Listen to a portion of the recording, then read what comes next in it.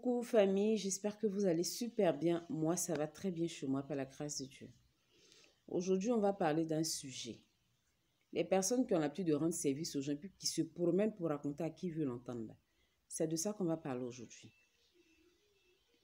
Je dis, hein, quand vous rendez service aux gens, puis vous vous promenez pour raconter à qui veut l'entendre, c'est quoi le projet?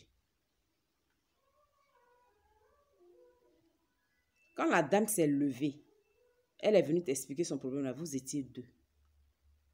Mais un coup, tout le quartier au courant. C'est pourquoi? Ton ami avait problème. Tu as senti qu'il était dans le besoin. Il t'a rien demandé. Tu lui as proposé ton aide. Un coup, tout le quartier au courant. C'est quoi le projet? Est-ce qu'on t'a obligé de rendre le service? Tu l'as voulu de toi-même. Ou bien en le faisant, tu voulais tellement qu'on parle de toi. Mais comme tu n'as pas eu son retour, du coup, tu te retournes contre la personne devient ton ennemi.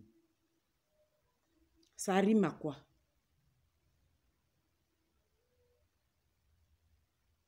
Quand tu rends un service, tu rends le service avec ton cœur. Il ne faut pas attendre cela en retour de la personne. Considère que tu as rendu le service à Dieu et Dieu te le rendra au centuple. Même si toi, tu n'as pas bénéficié de ça à l'instant T, tes enfants peuvent en bénéficier. Les enfants de tes enfants jusqu'à ta 7e génération. Tout se paye sur terre. Mais tu finis de rendre service à la personne. Elle ne peut plus respirer. Tu as pris habit, tu lui as donné. Quand elle passe, tout le monde doit savoir. Il faut imprimer ta photo dessus pour lui donner en même temps. Comme ça, quand elle passe, les gens savent que c'est toi qui lui as donné. Désormais, là, tu imprimes ta photo, tu colles ton acte de naissance dessus. Comme ça, quand tu passes, et ton nom, et ton visage, on sait que c'est toi qui lui as donné. Tu te lèves de toi-même, tu décides de rendre service. Mais tout son entourage est au courant. C'est pourquoi. C'est pourquoi. C'est pourquoi. La jeune fille au quartier, tu as un vieux père qui a vu la fille lui plaît. Comme toi, tu es sa petite, il vient te voir. Ma petite, ta copine là, elle me plaît bien. Est-ce que tu peux me la brancher? Oui, tu les branches. La fille est dans une bonne relation avec le monsieur. Tu es fâché. C'est la même, depuis elle est dans la relation avec mon vieux père là même là. C'est moi qui les ai mis en contact, mais on ne peut plus respirer. Vous faites featuring de force nasale ou bien? Tu as tes narines, elle a ses narines. C'est encore même, elle t'empêche de respirer. Parce que tu les as mis ensemble, ils doivent aller à l'hôtel et toi. C'est pas tous.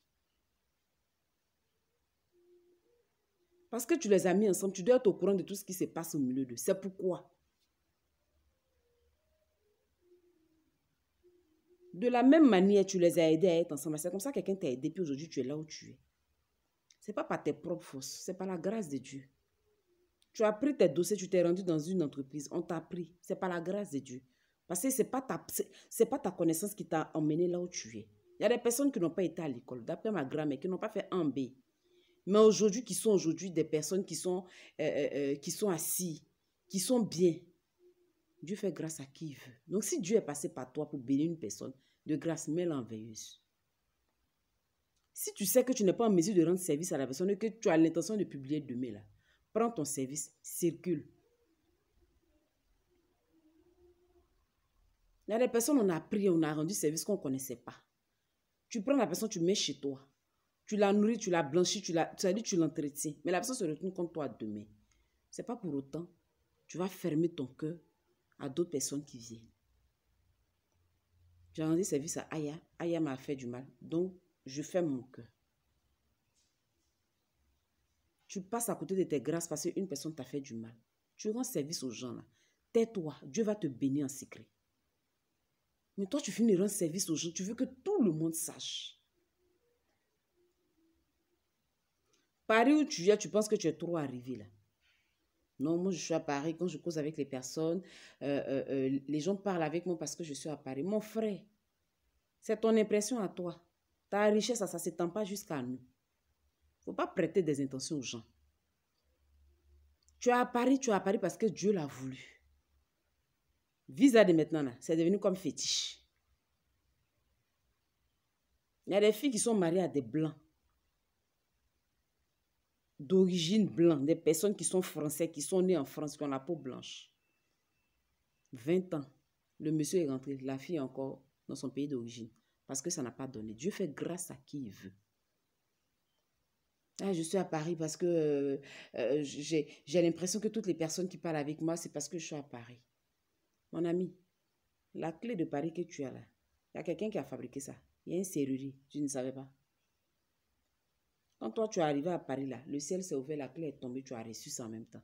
Quelqu'un t'a pas aidé pour que tu sois là où tu es. Donc, parce que toi, tu dois aider quelqu'un, il faut que tout le monde sache. Non seulement tu n'es pas en mesure de le faire, tu ne l'as pas fait, mais c'est-à-dire que la personne avait se confier à toi. Non seulement tu ne l'as pas aidé, mais tu as publié son nom. C'est quoi le projet? Apprenez à la mettre en veilleuse. Apprenez à la mettre en veilleuse. Quelqu'un qui est intègre, là, on n'a pas besoin d'aller à l'école pour ça. Vous aimez profiter de la faiblesse des gens pour vous moquer. La situation par laquelle la personne passe là, tu as été une fois par là et quelqu'un t'a tendu la main. Mais pourquoi aujourd'hui tu te retournes contre cette personne-là et tu t'assois, tu formes des clans, vous riez de cette personne-là comme si toi, c'est-à-dire que quand tu es né avec une cuillère en or dans ta bouche, même ceux qui naissent dans des familles riches là, c'est quelqu'un qui leur donne à manger. Est-ce qu'ils se lavent d'eux-mêmes dès qu'ils s'élèvent, dès qu'ils naissent? On dépend toujours de quelqu'un. Donc quand vous prenez le soin d'aider quelqu'un, prenez le soin de garder pour vous.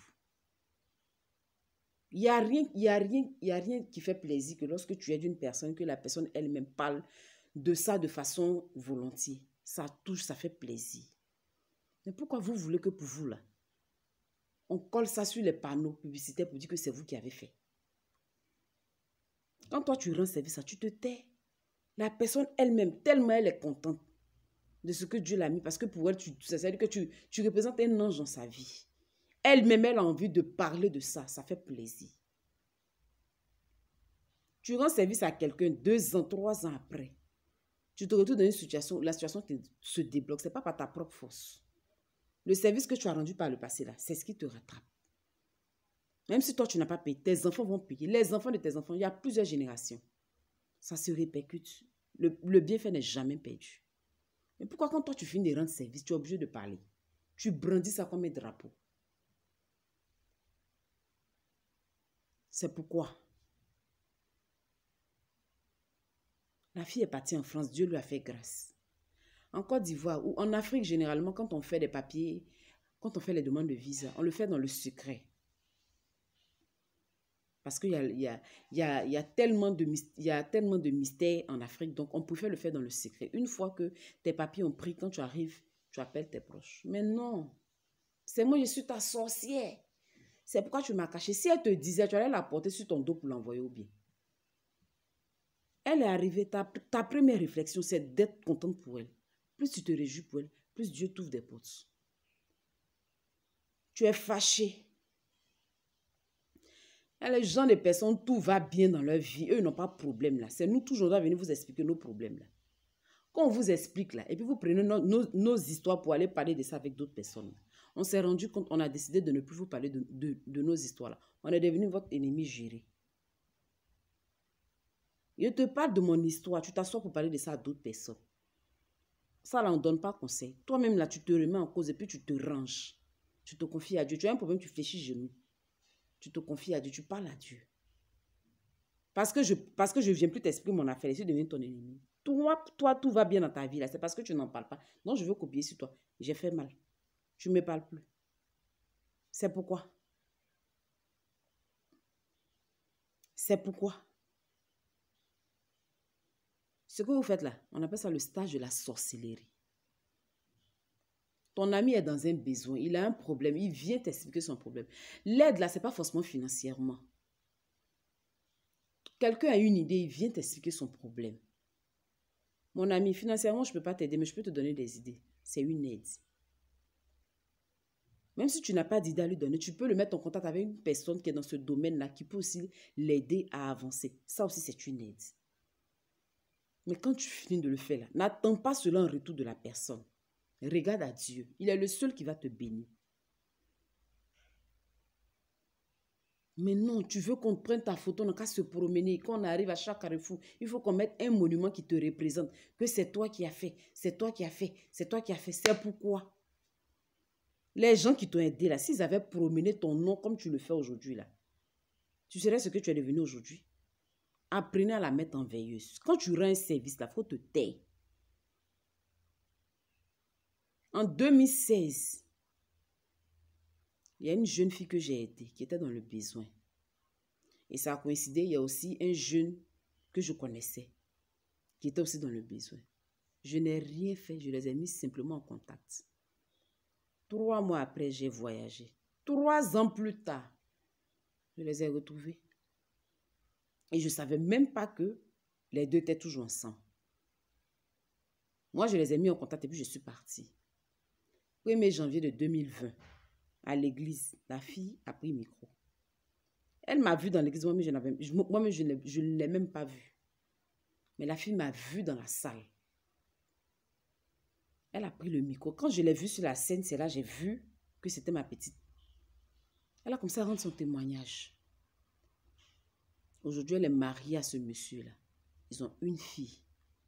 Et c'est en janvier de 2020, là, il a fait sa demande en mariage. Donc, la fille est venue rendre témoignage. Surprise, elle a mentionné mon nom. J'aimerais qu'on ovationne une femme ici qui m'a aidé aujourd'hui à rentrer dans ce bonheur que je n'avais jamais connu. J'étais tellement touchée. Qu'est-ce que j'ai demandé? Qu'est-ce que même j'ai fait d'extraordinaire? J'ai juste mis 2 personnes en contact. Qu'est-ce que j'ai fait d'extraordinaire? C'est Dieu qui a fait le reste. Dieu passe par quelqu'un pour bénir quelqu'un. Tu n'es pas obligé d'en parler. Et quand tu as un problème avec quelqu'un là, si tu n'es pas capable d'appeler la personne pour lui parler, ce n'est pas la peine de mettre tous ceux qui sont autour d'elle en parlant avec elle. Généralement, vous avez problème avec une personne, mais la concernée elle-même n'est pas au courant. Mais tout le quartier sait que toi, tu as problème avec elle. Mais elle-même, la concernée là, elle ne sait même pas qu'elle a problème avec toi. Et puis, même quand elle entend, elle sait que tu dis des choses sur elle. Elle l'ignore. Mais ça peut te tuer.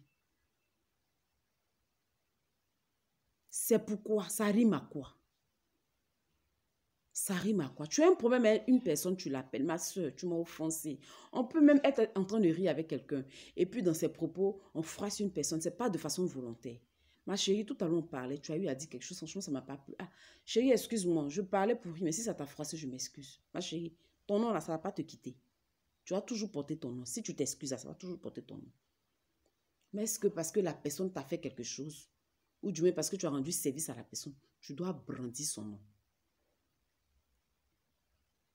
Tu dois appeler tout le monde dans le quartier pour leur expliquer. Ton ami t'a demandé service, tu sais que tu ne peux pas le faire. Parlons peu, parlons vrai. Tu lui dis la vérité. Mon frère, je ne peux pas. Mais tu donnes ta parole au gars. Le gars t'attend. Tu lui donnes une date, du coup, il a verrouillé sur tout le monde, il a son espoir sur toi. Tu ne prends pas le soin de l'appeler pour lui dire. Le jour où il t'appelle, il est de trop dans ta vie, tu l'insultes. Non seulement tu ne lui as pas rendu le service, mais tu l'insultes, mets dessus. Tu l'humilies, tu le rabaisses. Et puis tu fermes sur lui. C'est pourquoi. Vous croyez que sorcellerie, c'est s'asseoir dans le noir pour manger. C'est ce que vous faites avec la sorcellerie. Nous tous, on a rendu service aux gens un jour dans notre vie. Mais est-ce pour autant on s'est assis? Si on veut relater les services qu'on a rendus aux gens, là, petit qu'ils soient, c'est un service. On va prendre un cahier de 500 pages, travaux pratiques, là. Écrit, mais on n'est pas sorti de l'auberge parce que c'est beaucoup. Mais est-ce qu'on s'assoit pour parler? Quand tu rends un service à quelqu'un, ça dit que tu rends le service à Dieu parce qu'il est le seul qui pourra te récompenser. Même si la personne vient de vive voix te rendre, ça dit que l'appareil de ce que tu as fait là, le geste que tu as fait simplement là, Dieu se souviendra de toi. À une seule condition, que tu te taises. Tu as fini de lui rendre service. La fille n'a pas de problème avec toi. Mais tout le quartier sait. C'est qu'elle mange, le quartier sait. C'est qu'elle fait, le quartier sait. Sa relation même avec son homme, les petites choses qu'elle a eu à te donner, à te confier, tout le monde est au courant. C'est pourquoi, toi, tout est parfait dans ta vie, là. Tu vas nous donner le secret pour parfaire aussi notre vie? Que de nous dénigrer? C'est quoi le projet? Ce que vous faites là, C'est la méchanceté pure et gratuite. Il y a des gens, on a pris dans la rue, on ne les connaissait pas. On les a hébergés. Tellement tu voulais que la personne soit à l'aise, tu as tout donné. Toi-même, là, tu t'oublies. Tu dors par terre, la personne prend ton lit, tu fais tout. Mais la personne s'est retournée contre toi un matin. Ils se sont associés, ils t'ont mis dehors. Toi-même, ta propre maison, ils t'ont mis dehors. Mais ça n'a pas changé notre cœur. On rend service, on nous blesse. On continue de rendre service. Parce que c'est inné. C'est inné. Rendre service, ça fait plaisir de savoir que quelqu'un dans le besoin, tu lui rends service. Demain, la personne se relève, c'est une fierté pour toi. Ça ne doit pas être le contraire. Quelqu'un n'avait rien aujourd'hui, tu as fallu que par toi, Dieu est passé. Tu as ouvert une petite boutique, il a commencé à cirer les chaussures. Demain, il ouvre un kiosque, après demain, 2, 3, il devient bien. Même si toi, tu n'as pas ouvert ta bouche, cet homme-là, s'il n'est pas reconnaissant, laisse-le avec Dieu. Mais toi-même, là, tu as fini de rendre service là. Il faut être fier, il faut être content pour lui. Tu as endurci ton cœur est dur sur la personne comme ça. Quand quelqu'un dit, ah, pardon. Tu ne veux même plus entendre son nom, on dirait que c'est devenu ton totem. Et quand vous avez un problème avec quelqu'un, vous voulez que tous ceux qui sont autour de lui aient un problème avec vous. C'est pourquoi. Tu as un problème avec moi, si tu décides de garder ça pour toi, c'est ton choix. Je ne vais pas te pousser pour t'adresser la parole. Mais il ne faut pas mettre mes amis en palabre avec moi. C'est ton choix. Tu as décidé de ne pas me parler. Personne ne va te demander pourquoi. Tu te sens bien dedans. Il y a des personnes à qui, quand on ne parle pas, on se sent mieux. Peut-être c'est ce que tu as décidé.